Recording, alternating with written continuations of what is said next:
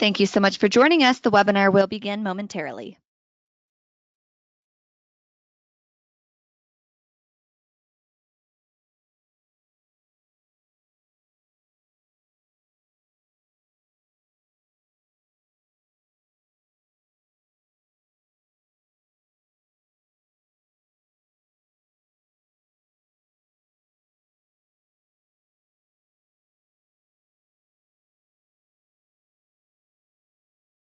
Good afternoon, everyone, and welcome to PYA's Summer CPE Symposium, Hot Topics in Healthcare, Day 2.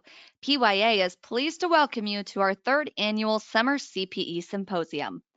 As this event is for CPE credit, there are some additional steps that we will take in order to comply with NASBA's requests. In accordance with NASBA, attendees will be provided 3 polling questions throughout today's presentation. Responses are documented electronically.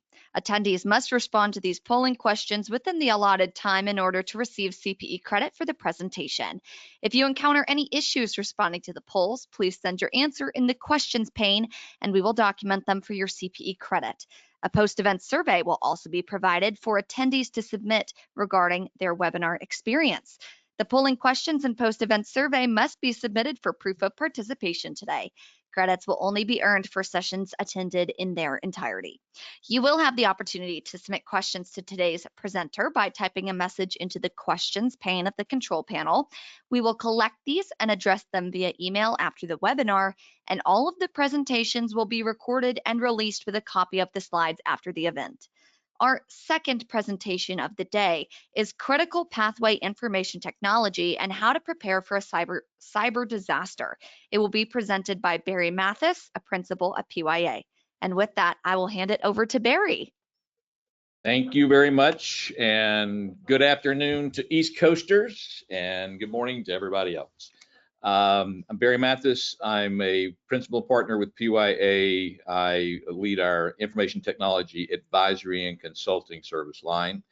And I am really excited about this presentation because it's been a nonstop conversation that I've had with colleagues, clients, and everybody in healthcare information technology. And of course, it all stems, back from the Change Healthcare event that went on. So, and we're not going to dig deep into that. There's tons of articles out there and opinions on things, but we're going to talk about, more importantly, the prep for something like that and what you maybe need to be doing right now. So I'll give you just briefly a little bit about myself.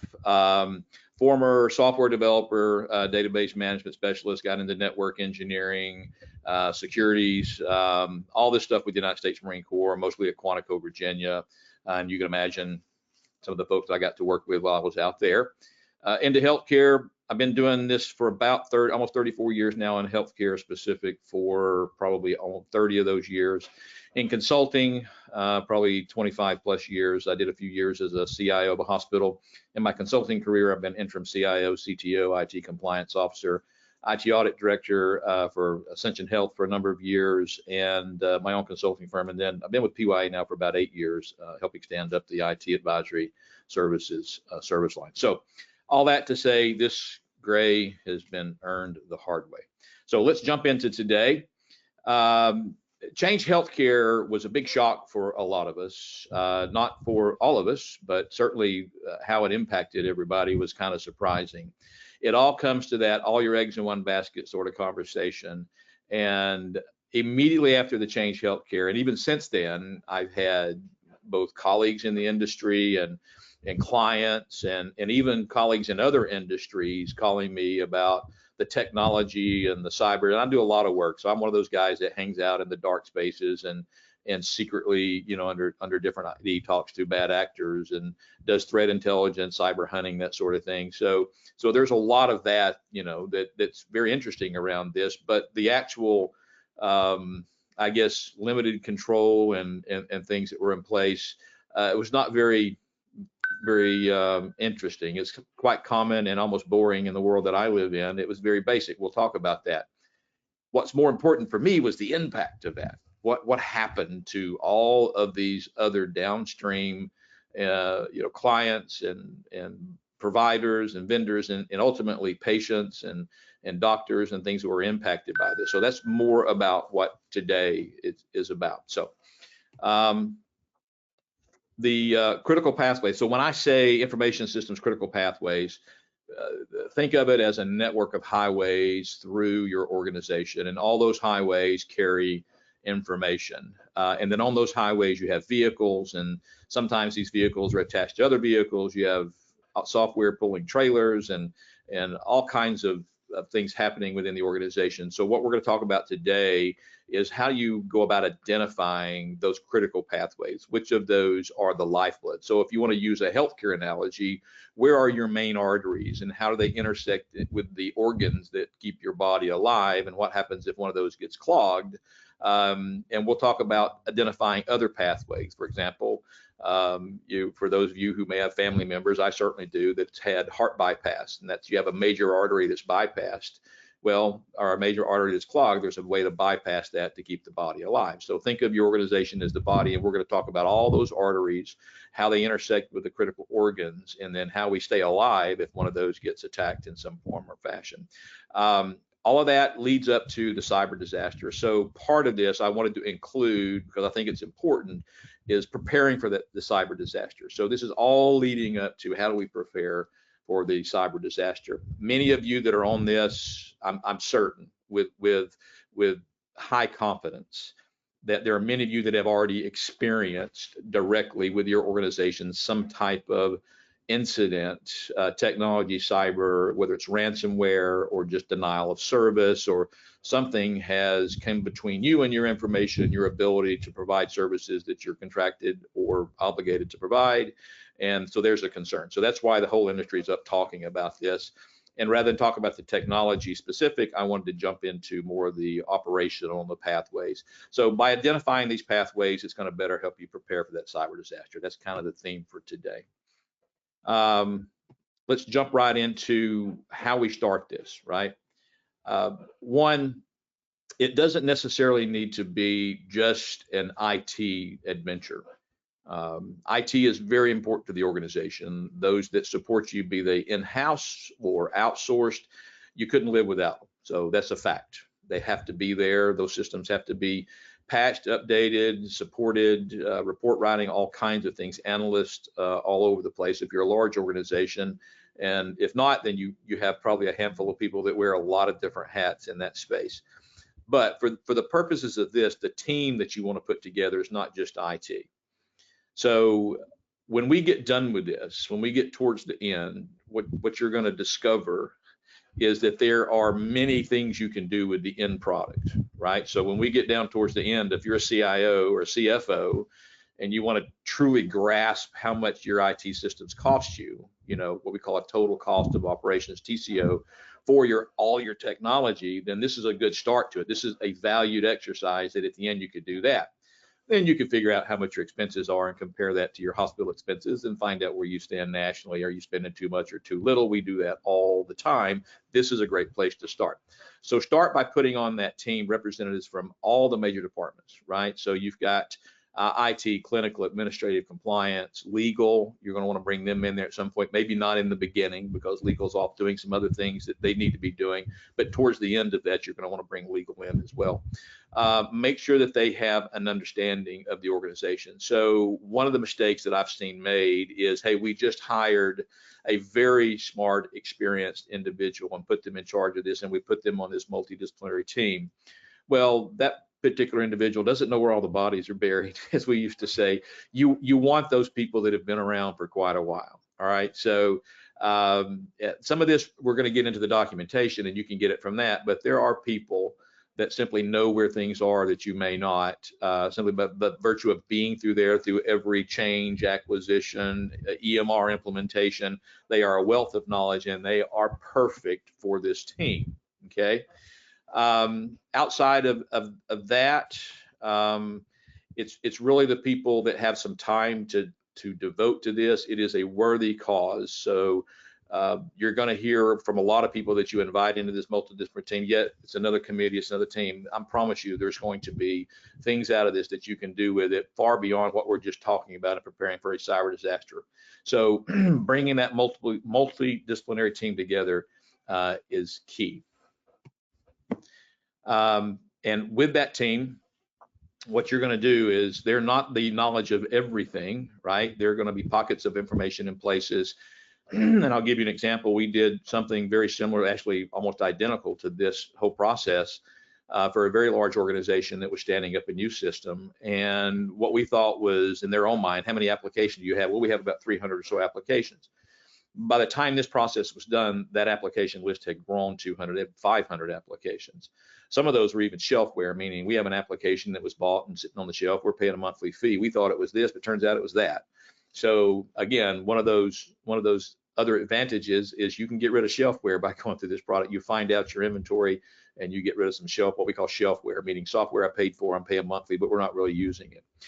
But I'm old-fashioned in this, because if you have your team divide up these interviews with stakeholders. Now, who are stakeholders, right?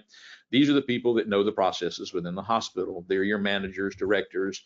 Make sure you include your clinical staff in this, because they're very knowledgeable on some of the things that have been there either for a long time or maybe put in place as a workaround for different things. And those are critical, because again, what we're talking about are identifying the information pathways that if it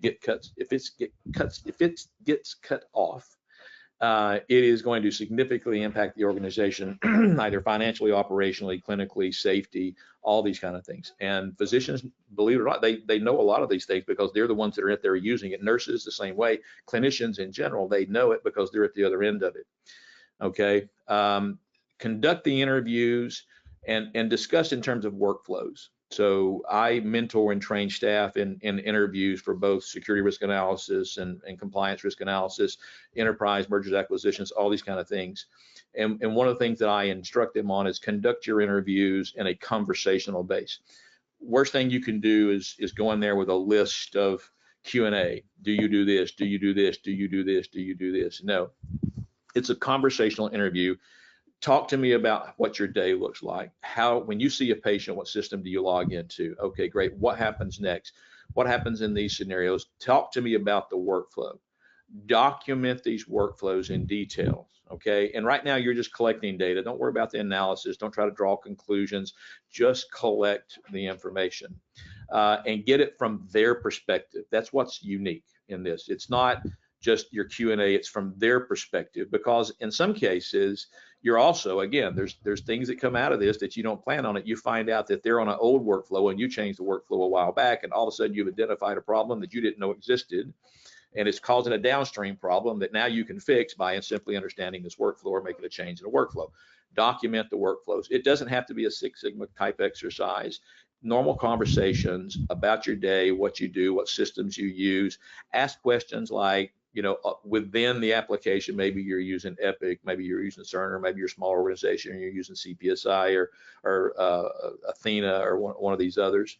Talk about, besides that application, what other applications do you use? And I always ask, what applications might you sign into outside of signing into the hospital? So you sign into the hospital, you sign into the clinic, you sign into the organizational Microsoft, if that's what you're using. Most everybody does. I sign in. I hope I've got one sign on, but chances are you don't. What other things do you sign into? And start documenting those. Well, once you sign in, what's next? What do you do with it? Do you send information? Do you receive information? That's what this team is doing in these stakeholder interviews, right? Conversational, gather the information, let the person talk about their day, let the person talk about the workflows that they use, and simply document those workflows. Next is, and kind of parallel to this, and you can, if you're a large organization and you have the resources or you've paid from somebody like us outside to do it, you can run these parallel. While interviews are going on, you've got a team that are looking for documentations, right? We'll send out a request for information, and we're asking for all types of documents like asset inventories, network diagrams, system architectures, contracts can tell you a lot. One of my favorite places to start is accounts payable, because chances are, if they're doing it in your hospital or in your clinic, they're not doing it for free. Somebody's getting paid. So I like to crosswalk my contracts, okay, and my systems inventory with my accounts payable, okay. And what you're going to find is there's some things that are in your accounts payable that's not in that workflow, or it's not in that inventory because you're not using it anymore, yet you're paying monthly. Hand those over to legal and say, hey, we need to deal with this contract. We're not getting any value out of this. This is what we call shelfware. Let's do something about it. At the same time, you may find some things that's in that accounts payable, and maybe it's multiple places, right? You may have multiple versions of something from different, especially if you're a large organization, that can't happen. If you're a small organization, it's going to go a lot faster. You're not going to have as many of those kind of dualities that are happening in the organization, but it's still a worthy exercise. And quite frankly, it's going to be a smaller group of people that are doing that. Yours is going to go a lot faster. If you're a critical access hospital, 100-bed hospital, 200-bed hospital, you can get this done fairly quickly, usually in one day with the same people. If you're a large organization, I was an interim chief technology officer for Ochsner Health System back in the day when Chris Belmont was the CIO down there, and we did this very exercise when we decided how much are we going to spend to put in Epic and how much are we currently spending, and it took us literally about 6 months to get through every single thing. And we started with identifying accounts payable, every dime going out the door from IT. What's it for? Who's it for? What's going on? It was a very worthy exercise. Okay, but it took us a while because we were looking at, at that time, 7 hospital systems across Louisiana. So whatever your situation is, it's the same process. It just may vary from time, because I usually get that question, Barry, how long should we take to do this? How long does it take to do it? So documentation is very key, and then cross-referencing that documentation. Again, being an internal auditor, that's one of the things that I like. Crosswalks, right? You crosswalk line compliance, validate it, and see if it reconciles. If it doesn't reconcile, find the gaps, chase those down. You're going to get to your true how much you have and how much your interdependence. Systems inventory, probably should have put this up front. It's again, can be a separate stream, but it seems it's kind of a no-brainer. One, you want to get a true application portfolio, all of your systems. Again, where we had one client who thought they had 300 systems, turns out they had 500. And there's tools that the network team can run, and what that does is it looks across the network and things that the software they're using to identify a system, it recognizes what's running inside the CPU, the kernel, as a system, and it lists all those out in a list. Well, not everybody is inside that space. There may be things outside that's also a system, and that has to be manually brought in discussion. There are other third-party systems that belong to a third party that may not be natively connected to your domain. And again, the best way to find those is cross-referencing that inventory list with your accounts payable to see what else is out there.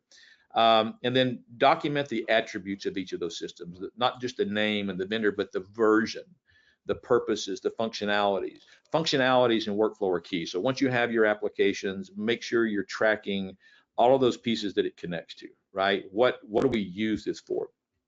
Take something like Workday. Some of you have Workday. I've got clients who use Workday from one end to the other, and I've got clients who only use Workday for their education, right, or just for payroll. So don't just put down the name of the application, right, but also identify all the functions that application supports. Okay.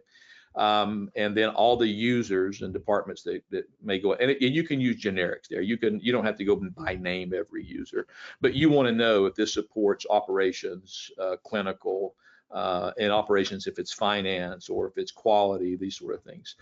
Many of you have something likely similar, I guarantee you, that's already been done, maybe even recent. In those cases, what you want to do is take what I'm sharing with you and go back and kind of see if you've done it the right way, what I consider to be a very thorough and more of an auditor's approach to this. And you may simply find some gaps to fill in, or you may validate, hey, look, here's this, guy on a webinar for CPEs telling us this is a great way to do this. And by the way, we're doing it that way. Plus, we've gone further. We also do this. That's great. Okay. If you've never done this, you ought to do it. Okay. And we're going to get to why here. It's a great exercise to begin with.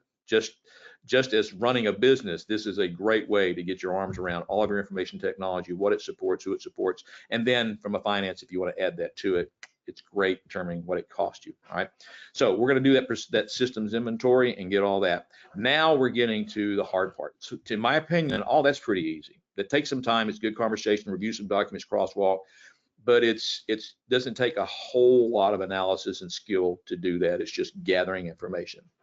Now we're matching up workflows with data systems and data points. Now we're trying to figure out where the exchanges occur. And then you're proposing the best way to do this is to look at some of the end results. So I kind of back into this, look at the end results and see what application it points to. Something as simple as electronic billing, right? That's an easy one, right?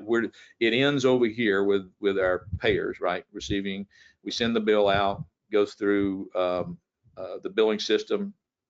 It gets paid or doesn't get paid. Denials come back, claims, all this.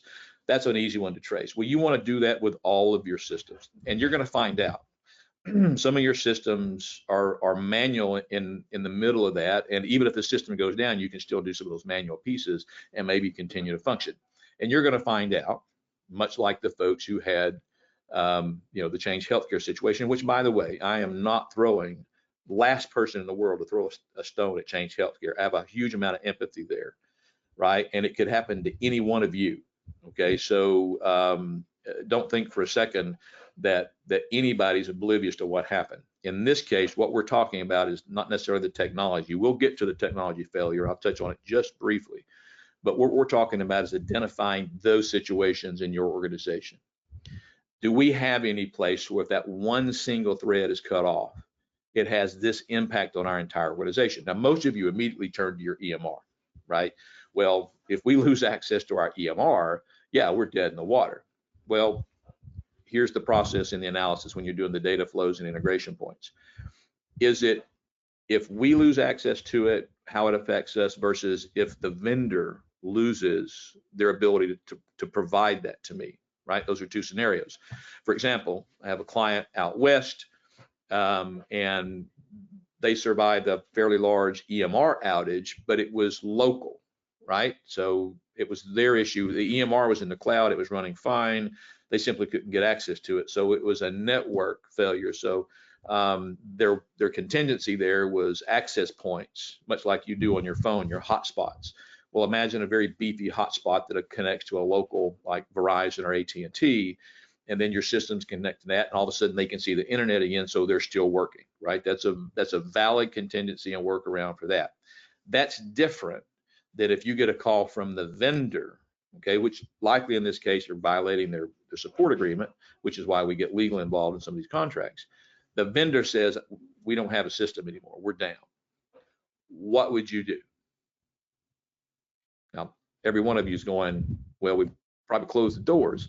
Well, can't do that, right? Because there's patients in beds and people still need to be treated. There's pharmacy that needs to be dealt with. Those are the kind of things that you're identifying in this integration flow maps, right?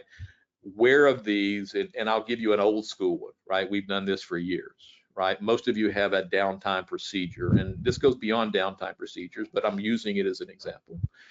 Most of you have a downtime procedures for your EMARs, your electronic medical reconciliation, right? It's probably is updated on an hourly or several hours basis on a PC somewhere. So if this EMR goes away, right? How do I get access to that med list? Well, you go to that machine, you probably print it off, and maybe it's a manual process where somebody works around, or maybe like if you're an Epic user, you have the system, and this is how long the red keyboards, you have the red keyboards, so that system is constantly updating the entire, and you go to that, but there's a contingency there, okay? We're looking at that type of contingency for other critical paths in your system. What other critical paths might you have? Now, you're going to find in some cases, the answer is there is no contingency. If this critical pathway is cut off, I don't have any other option, right? I'm in a complete downtime situation. I've got to wait till it comes back up. But even then, you're planning for how do you continue to function if you don't have that. That's the other side of this. There's going to be some cases to where you don't have a choice. The virtue of the technology itself and what it does, if it goes away on the vendor side, you're just going to have to go to something else or wait for it to come back up. You see a lot of that in the finance, okay? But when that event's over, how do you come back? That's where these integration points can come into play once that event's over. Now, in the space of Change Healthcare, what happened was that's a lasting event, right? And there are many people that simply have, that's our only clearinghouse. That's our only way to get to the pharmacy. It's our only way to get our claims done.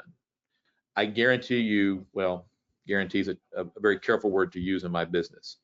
I am quite certain personally that there are a lot of systems out there that have already evaluated we need 2 or 3 of these.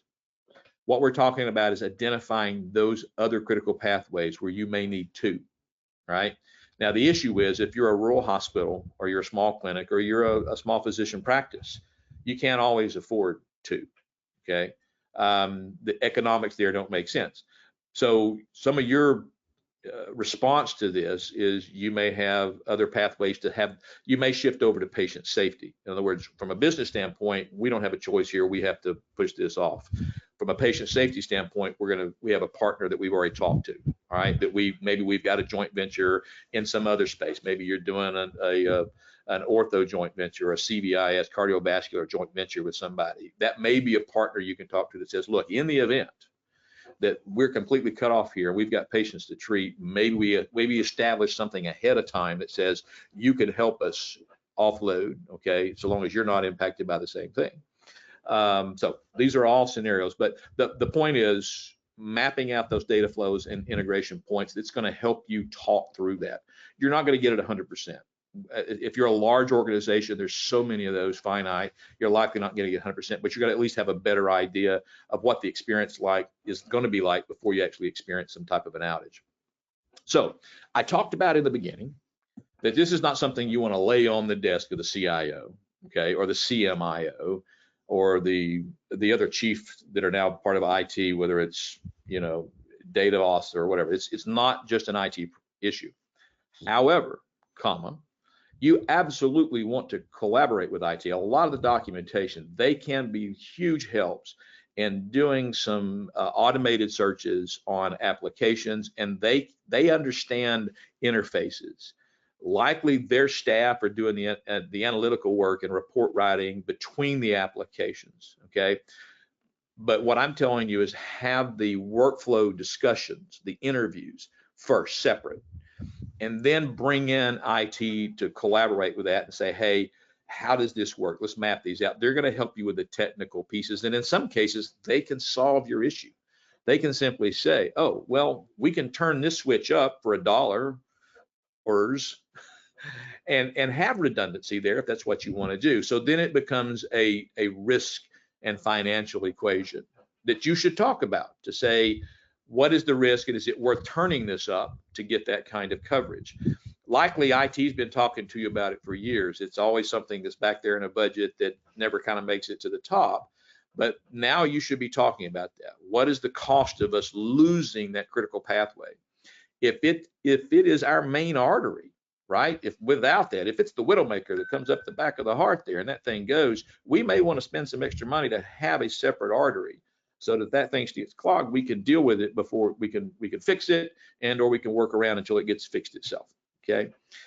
So they've got lots of tools, and in large organizations, they may have some staff that can help with that as well. They've probably got some project managers that you can put in there that are very good, some of them PMP certified. So look to your IT department. Again, I'm a rural hospital guy. Started out in rural hospitals. I understand there's one person, 2 people, 3 people maybe, and they have to do all this stuff. They're still going to be able to help you with some of the reporting, and they can run some automated tools. And with AI out there, all kind of new stuff we can do with AI to scrape what's going on in our systems, okay? So don't forget to leverage them, even though you want to do some work separate up front. Okay, the next step, don't take everything face value once it's there. Get your internal audit if you've got a group available, either use them for this process or certainly leverage them for the validation. Make sure, especially before you spend a lot of money or you make critical pathway decisions, that you've validated what you found out. All right, so there's an extra little step there, right? Have somebody who's not necessarily involved that can go in and look at that and say, well, this makes sense, or we talk about this. Do some validation. The larger the organization, the longer that's going to take. The smaller organization, obviously, probably not as much, but still critical in both cases, right? Verify the documentation. So I can give you a scenario where the application list was a little bit old, and up until a certain point when it was validated, nobody understood that. And then once we started asking certain questions, it's like, oh yeah, we ran this last year. Okay, well, a lot's changed because there was an acquisition involved. Now that acquisition's not on there. All those applications aren't there. So all of a sudden application lists go up, interoperability changes, all these sort of things. So make sure you have somebody validating that. And we call them walkthroughs, but it's conversational walkthroughs, not necessarily physical walkthroughs, although there may be some physical for equipment and things, interfaces, because you can get down to that part of the contingency. IT will likely want to get down to that space and probably have to some degree. But there's walkthroughs, inspections, information, all this sort of thing. So just validate it before you start making critical decisions, certainly before you start signing contracts to either provide critical separate pathways or with other companies. Make sure you're making it on good, current, informed information. Okay. And then lastly, you're going to spend a lot of time, a lot of energy, effort, and in some cases, if you hire somebody like us to help you, you're going to spend money. Don't do it and then let it sit on the shelf, because when you need it, it needs to be fresh and updated. So maintain the documentation. Have somebody or bodies that's job is to monitor the change control that's coming in and out of that, so that when the time comes and you need to rely on maybe a procedural that you put in place, or at least an operational workflow, okay, based on an attack of some kind or an outage. It could simply be that the vendor themselves didn't do something right and it was out. And it could be a small vendor. I mean, you could be a hospital that has, you're running Community Connect with another Epic hospital and all that's running fine, but maybe you don't have their Cupid, which is their version of CVIS. Maybe you're a rural hospital and you have another CVIS system, right? And that system somehow goes unnoticed in terms of criticality of pathways and how it feeds into everything else, especially revenue. And that vendor has an issue because they're a smaller vendor. They're not Epic. And you had no idea that they had no way to recover, or you had no way to deal with the financial pieces of that CVIS situation. So chasing all that kind of stuff down and understanding those applications that are linked and all the way to your revenue and patient safety, that's critical. Once you get that done, maintain the documentation. Have somebody that chases that stuff down on a regular basis, or at least maintains it and keeps it up. It's probably not for a small organization, probably not a full-time job. If you're an academic medical center, you're in IDN with multiple hospitals, it probably is at least a full-time task within one of your groups or departments is to keep that up. It will pay dividends, okay? I've mentioned a few already, but it will absolutely help you make critical decisions at an executive level, if that's your role, on the cost of a decision. I talk with my clients all the time. It's not the ROI that's as important to me as it is the cost of the decision, the TCO, total cost of, or TCD, total cost of decision. Because there's things that aren't related to the capital or even the operational that have a cost associated with a decision. And that's one of the residuals you will get out of this exercise, is data that puts that visibly in front of you as you do that. Now, granted, it's not part of surviving a disaster. But what I'm telling you is this is an investment, and that's an additional dividend you get from that investment. So if you're gonna invest in it, keep it up, right? Don't buy $1 million mansion and never mow the yard. All right, business contingency and alternate pathways. Now we're getting to the most difficult part, right? This is where legal's involved, compliance is involved, your executives are involved, and in some cases your board wants they may get involved. But now we're looking at the what ifs. Once you have all that information, your contingency and alternate pathways are, to me, best started in a tabletop type exercise. Now, for those of you that don't know what that is, the most common space for a tabletop exercise is in disaster recovery, systems in disaster recovery. And what that is are key stakeholders sitting around a tabletop, talking about scenarios and how they would react to those scenarios. So if our systems go down and we have to get access to Epic, how do we do that? If we have a malware, we have a ransomware, we talk about those are tabletop. So it's the same exercise, but what we're talking about here are these pathways. In that exercise, you've already identified your critical pathways. And in the tabletop, you're now discussing on the breakage of that pathway, right? And as a group, you're determining what is our contingency here. And keep in mind, In some cases, the tendency is tie a knot and hang on. You don't have any choice. There's really no place for you to go, right? So, but in a lot of cases, there may be contingencies, which could include setting up ahead of time some type of partnership with an outside company or another facility or whatever to help take care of the patient piece of it. Some of it may be manually offloading some things into another system to take care of the financial. There's all kinds of things. The claims piece is probably very difficult. You're gonna now in today's age, and unless you're just a single physician's practice office or something like that, you're going to have some kind of electronic third pathway or second pathway to get those claims done. But that's what you're going to discover, right? Is, hey, we need a new contract with this, and maybe we don't need to see it 100% this way. Maybe we said 50% this way and 50% this way. And that way, if one goes out, we can have another one. You're going to have a tabletop exercise and discuss those. At the end of that, you're going to start to document those, and then it's going to splinter back out into teams. You're going to have teams in finance. You're going to have teams in clinical. You're going to have teams in quality and compliance. You're going to have teams in physicians practices. You're going to have teams in IT.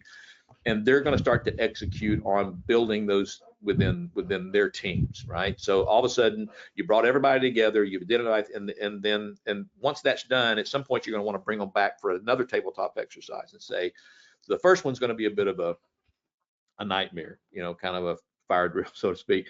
It is going to be crazy. People aren't sure themselves, but you need to go through it. And then they go back and they work on things, and they come back for the second time at the tabletop, and now they've got some additional knowledge. They kind of get what's going on, and you're going to find that some of them have already solved that issue. We have some options. Now, they haven't signed any contracts, right? You're not going to do that without going through your approval process, and your CFO and your board finance are going to sign off on those. But you've got options, right? I may present an option that says, hey, in this case, we have this critical pathway. If these two systems go out, we have no way to get this information out and back so that we can either bill, collect, or treat, okay? We have an option. We can sign a contract with this company, and they'll do an interface into this, and you're going to discover all those. And then you're going to start approving those based on priority, okay? Again, that's the end result of this. Keep in mind, going through the process gives you a lot of other dividends that maybe you're going to tie into for other processes, but that's what we're ultimately trying to get to, those critical pathways. All right, so we're now to our polling question number 1. Thank you so much, Barry. Polling question number 1 is, which is more important when preparing for a cyber disaster?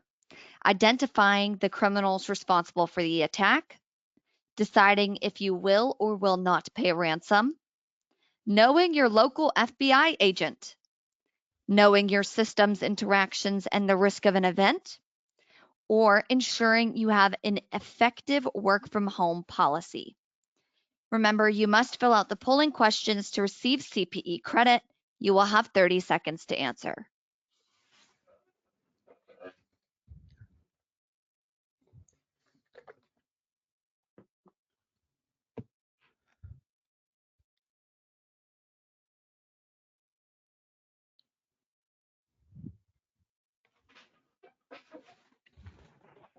Great, thank you so much. We will send it back to you, Barry.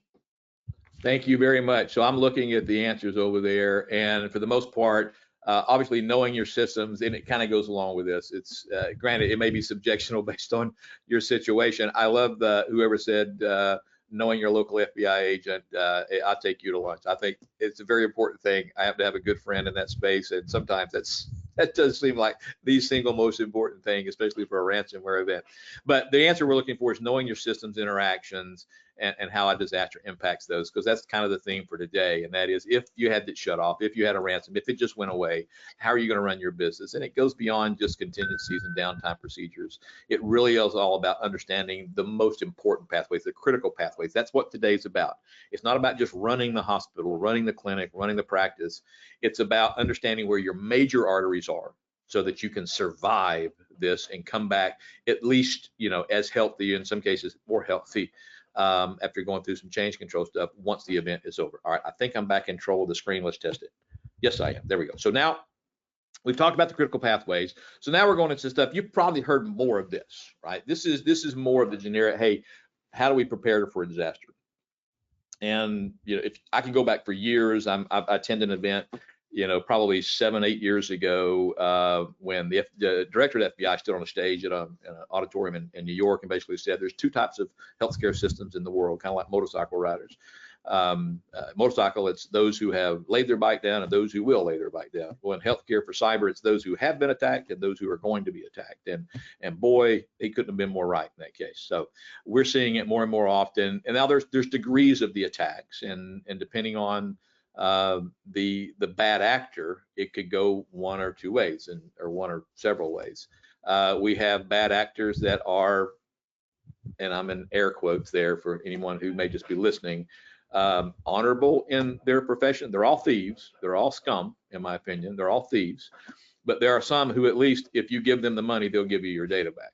But there are some who say, give me your money, and then they sell your data on the dark web. I see it all the time. So knowing who that is, that's where knowing that FBI agent can help a lot. They know who those are, staying close to those. So that is an important piece.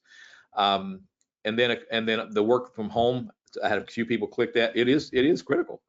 So to have some kind of secure work from home policy procedures, that is important. All of these are important. But we were, of course, looking for the knowing your systems interaction. So let's talk about the preparing for the cyber disaster just for a few minutes.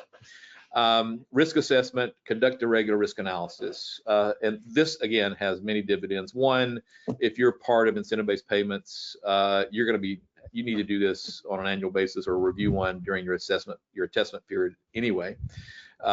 So you might as well do it, in my opinion, annually. I recommend that you do these annually. You refresh them about every 6 months and see where your mitigation is for those. But that's going to help you find the things that could, the low-hanging fruit for sure, and then even some of the more minute details that you're going to find in that risk analysis. Now, if your risk analysis includes penetration tests, vulnerability scans, which like ours does, you're going to even get down in some weeds and find out some very specific controls that may be either damaged or not in place at all, or certainly not adhered to or followed based on your policies and procedures. And then this is the most common when we go in and do risk analysis. It's getting better. So as an industry, and kudos, thank you. As an industry, you are getting better. We are getting better than we used to be at this. Okay, and I think the threat of a cyber attack is probably pushing some of that. But there's a phrase that the Office for Civil Rights and Health Human Services will use in a desk audit or in an on-site audit for investigating a breach, right? And that term is systemic noncompliance. So they're going to ask for 6 or 7 years of your risk analysis, okay? And they're going to review those in the desk audit. So it's not like somebody's going to show up and say, hey, it's kind of like IRS. They're not going to show up at your door and say, hey, we'd like to talk to you about it. No, they're going to ask you, send us all this information. We'll review the documentation. If you don't have a document to send them, then obviously there's a gap. Of the documents you send them, one of the analysis they're going to do is they're going to look at the issues that you've had over the years and try to find things that maybe you didn't mitigate, right? So it's been sitting out there forever, and it comes up in every risk analysis. Everybody has some of those, right? I guarantee you everybody has at least a few of those. Well, they're calling that systemic noncompliance, especially if it's linked to a very specific compliant control within the HIPAA statute, right? They're jumping all over that, systemic noncompliance. So make sure that when you're doing these risk assessments, you're actually mitigating the risks that you find. And some of these, it takes years to mitigate. Now, that's not the issue. It's not like you have to do it overnight. If it's a critical security gap, right, we don't encrypt all of our laptops. That's not good, right? You want to fix that pretty darn quick. All right, moving on. If I can move on. There we go. Incident response plan. Wow, big one, big one, big one. Too many people are caught by surprise, and they don't have to be. This is where that tabletop exercise that I talked about can come in handy. Those are your drills and simulations, but have at least, I'll use a very familiar phrase in consulting, a straw man, right? Here are the people that should be notified. Here's, legal, when legal's called in, all these kind of things. You should have a plan in place. And it doesn't need to be a plan that IT, don't put it on IT, okay? Because IT's portion of the incident response plan is, hey boss, we've been hacked. We got rid of them, but they're, that sort of. All the other stuff is everybody else in the hospital, right? So it's not an IT thing to solve. It's an IT thing to help participate in, solve, identify, but that incident response plan involves a lot of people. Make sure you have appropriate legal involved. Now, I say appropriate legal. You may have in-house counsel. If in-house counsel does not have specific experience in cyber incidents, incidents response, all of that, you're going to want that person to have a co-counsel or somebody they can reach out to help in this event. If you have an outsourced company like us, they're going to have that tied into theirs. So like when our Overwatch clients call us and say, hey, we've got an incident, we have an incident response team that goes in, our legal works with their legal, and if we need more, we can bring it in. But you're going to want legal involved in that. We have a saying within our program, the only person that can actually say the word event or breach, okay, or incident is legal. For the rest of us, we've got something going on. We've got a curious IT thing that's happening, and we're going to discuss it. Because as soon as you start emailing things back and forth, you may be involuntarily admitting that you felt like you had a breach, which could trigger your cyber insurance notification, that sort of thing. And knowing that cyber insurance notification is important anyway. But having legal involved and having protocols for how to address a breach or an incident or a curiosity is important. And then conduct drills. Those are the tabletop exercises. Okay, conduct drills on how to get those done. Post scenarios, and don't let them all just be ransomware, right? Because there's other things that happen. We had a client recently, the water broke in the data center, so there's partial out and all this. You have power outages. For those of us who are in Atlanta, right? You had Grady, got hit heavy with the water main break, right?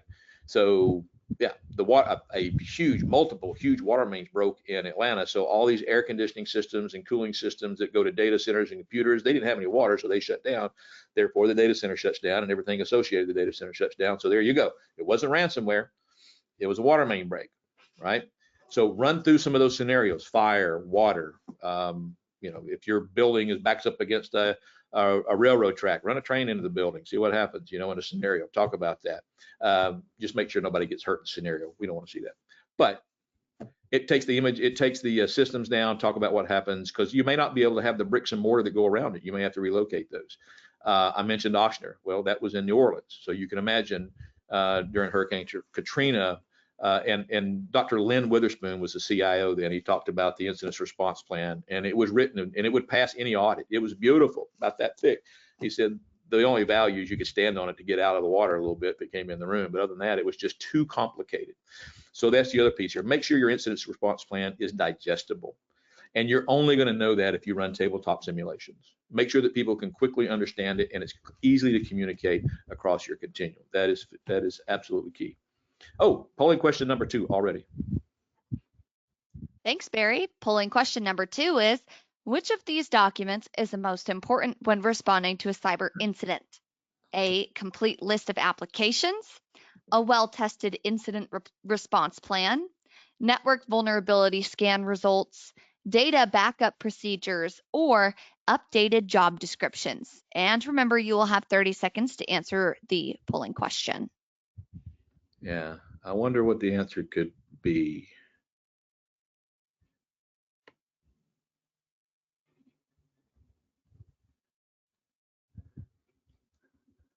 I wonder what the answer could be.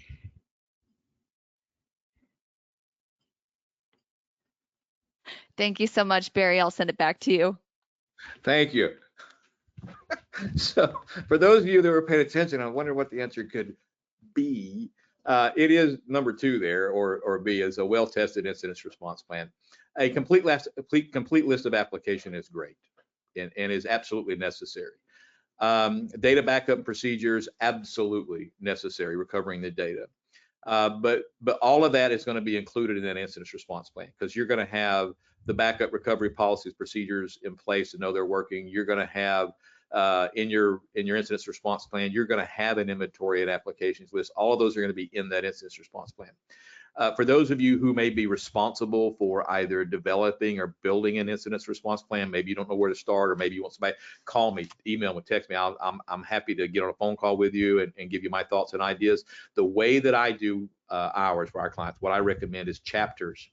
So rather than trying to put everything in a single document, you have chapters for each of the different work streams in an incident response. You have a network, a security, a clinical, an ancillary, and everybody kind of has their chapter. So that in an incident, they can flip to their chapter, right? Now, where did I get that? I've been doing this 30-something years, and I've always been part of Joint Commission hospitals. And I remember I am Chapter 7. We all had our chapters. Some people still have their binders, right? So I've seen that. I've seen Joint Commission come in, and everybody's got the room full of binders. Its system still kind of works, right? So for an incident response, having chapters for everybody to follow rather than try to figure out your page or what your. Now some of the chapters are start the same way. They've got the communications list. They've got all those pieces in there. But in specifically to what they're going to be doing in an incident response, it has just where they can focus on those. Now, if you're a rural hospital, again, I get it.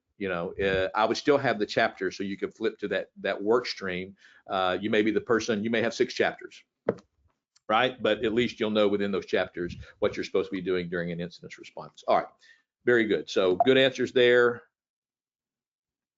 I think they're all correct. I just had it's the academic thing where which one is most correct. So but all good answers. Except maybe the updated job description that was meant kind of as a joke, but in all honesty, depending on your involvement, might not be a bad idea. Data backup and recovery, without a doubt. And you mentioned, we touched this just a second ago. You have to have good data backup procedures. Most common thing we find in internal audits around IT risk assessments and management is we have good backup procedures. We don't have good restore procedures. The assumption is if it's backed up, somebody can restore it. And we've seen situations where the backup process has been in place so long, nobody has done a full, complete recovery that was part of the original team that learned that.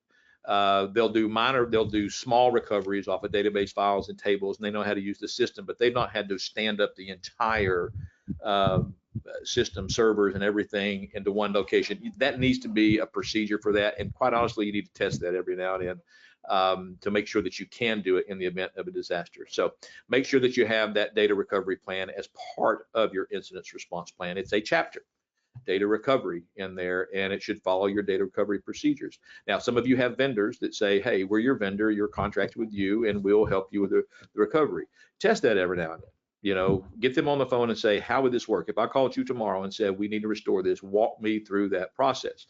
Most of your EMR vendors can do that. But if you're taking your servers and putting those in a Google or an Azure cloud or Amazon, they may come back to you and say, well, you didn't sign up for that part of it. Your contract doesn't cover that. We don't care how you recover your stuff. That's not our responsibility. That's yours. Wait a minute. I thought I had it in the cloud. You handle that. That's not what you're paying. The cheap version. The expensive version will do that. Understand all of that around your recovery. Make sure you've got good understanding. Training and awareness, without a doubt. Okay. Understanding, it's kind of the old downtime procedures. You call the downtime, you test them out every now and then. But one of the best things, this goes beyond the disaster piece. What I'm talking about is more making sure people understand the security, right? You cannot train. So Barry, how is this in being prepared for a disaster? Well, avoid the disaster is a really good way to prepare for it. Don't be in it, right? And one of the best things you can do for that, and I'll go with the other one in a minute, is to make sure your staff is aware of what's going on. For example, there is right now going on in the healthcare industry a bad actors group and maybe 2 bad actors group that are calling and posing as federal investigators or federal support for the Cybersecurity Infrastructure Security Agency, CISA, or NSA, and they're speaking, it almost sounds kind of automated in a sense, but they're speaking in a very authoritative voice and saying, you need to provide us this information at this location, go to this website.gov, and the website that they've created has only been out there like a month or 2, so it's obviously bad actors doing it, but they're going on, that's in healthcare right now. They're trying to get people to give them information to help them start with their cyber breach campaign. Once they have that information, then maybe they can get credentials, or so making sure that your staff knows what's going on in the industry. So again, our Overwatch clients, we like to make sure they get their notices. And when something like this happens, we say, hey, look, be aware. So sending up flares every now and then, making sure that the programs, not once a year. If your training, if your only cybersecurity training is once a year, then please take down my number. I want to help you with your event disaster when it happens, because it's going to happen. There's just no way it's not going to happen. And I have empathy for you and I want to help you through it. But I'd rather you not have one. I'd rather my relationship with you be that you don't have an event and you say, look, thanks to some things Barry said, we were able to avoid event. That's the relationship I want with you more than anything. Okay. And then promote the security awareness, the culture, test it every now and then. And you don't have to pay an outside company like us. Happy to do it, but you can do some of this yourselves. You can do it interdepartmental. If you have several different hospitals in your system, you have people in one hospital test the security in another hospital, both physical and logical. You can have somebody call somebody and see if you can talk their credentials to them.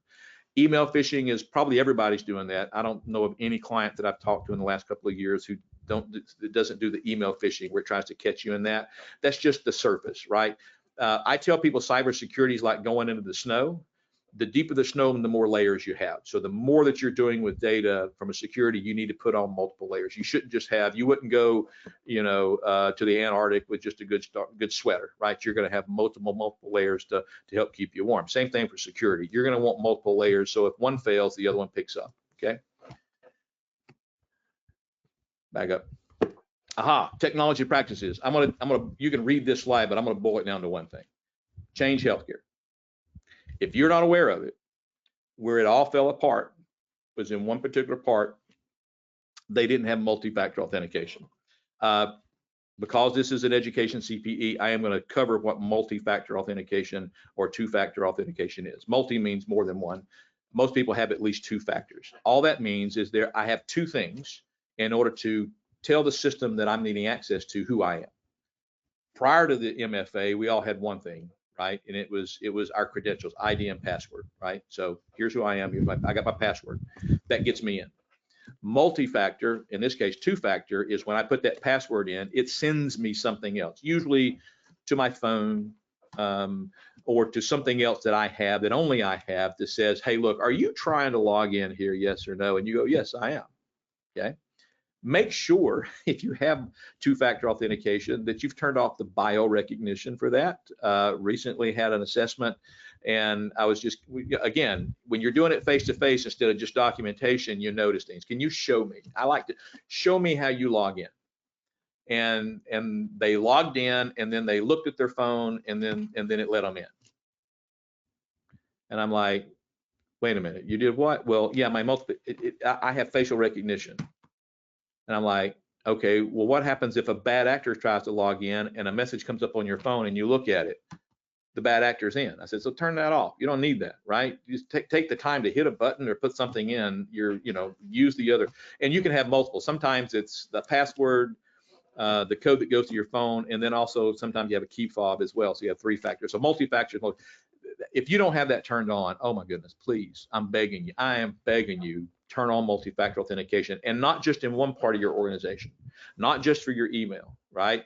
Especially if you have outside, if you can access anything in your organization from the outside, email, your EMR, quality assurance, anything, because what happens is if I can get into that, there's chances are I can use that to get into other things, and that's what happened to Change Healthcare, right? It's what happened. In fact, if you look at the last system breaches, the biggest ones, AT&T, Snowflake, CDK, all those, it was multi-factor authentication. The person credentials were compromised and somebody outside the organization was able to log in as them. That never would have happened. Change Healthcare would have never happened the way it did if they'd have had multi-factor authentication on that one server. That's it. Real simple.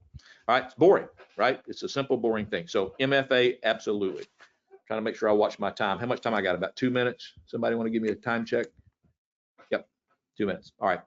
Collaboration, information sharing. So again, you want to bring that team together in that tabletop exercise. One of the things that you can do is collaborate with them. You certainly want to bring law enforcement in, right? Law enforcement's always going to tell you don't pay the ransom. It's a personal decision. Most common question I get, not going to answer it here, but make sure you're having those conversations. And I would do it ahead of time. I would not wait until I had a breach to meet my FBI agent. Find out who it is today. Get a relationship with both the field and the regional director of the FBI, and then also find out who your CISA, because there's free services you can get from CISA, that's CISA, Cybersecurity Infrastructure Security Agency. There are things, they'll conduct a tabletop exercise for you free if you call. They'll help you. And sometimes they'll do it all as a group and regional, but there's help there for you. Polling question number 3, right here at the end.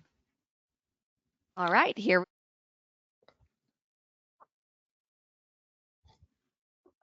Oh, you went silent. Oh, thank you, Barry. Apologize. Polling question number 3 is, the majority of the most recent cyber breaches have been linked to the lack of which control? Strong passwords, a well-tested incident response plan, incomplete backups, disgruntled employees, or multi-factor authentication. And again, you'll have 30 seconds to answer the final polling question.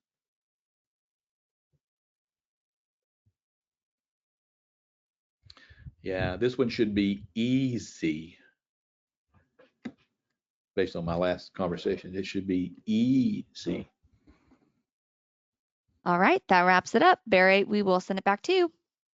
Thank you. I think that's the last thing we have to do. I appreciate your attention today. Again, the theme of today is not necessarily the security piece of it, although I wanted to cover the incident response piece of it. But it all comes down to this. Know how your systems interact with one another. Know how they feed your critical pathways, financial, clinical, regulatory, compliance, safety, all of those. Identify those and then start thinking about additional or alternative pathways in the event that pathway breaks. Keep in mind, in some cases, it's just tie a knot and hang on. But I'll bet you're going to find some that you never thought about once you go through that exercise.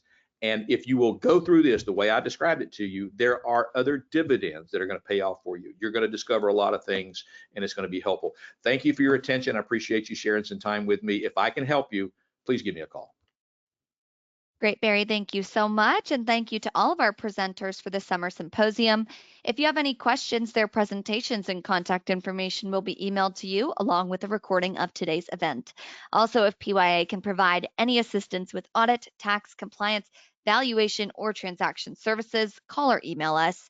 You may also visit our website at pyapc.com for more details about our specific areas of expertise or to subscribe to receive PYA insights. Please remember to stay on the line once the webinar disconnects to complete a short survey for CPE credit. Your CPE certificates will be emailed to you in 1 to 2 weeks. Now I'll hand it over to Catherine to close us out. Thank you, Caitlin. On behalf of PYA, thank you for joining us. We hope that you've enjoyed day 2 of the Summer CPE Symposium.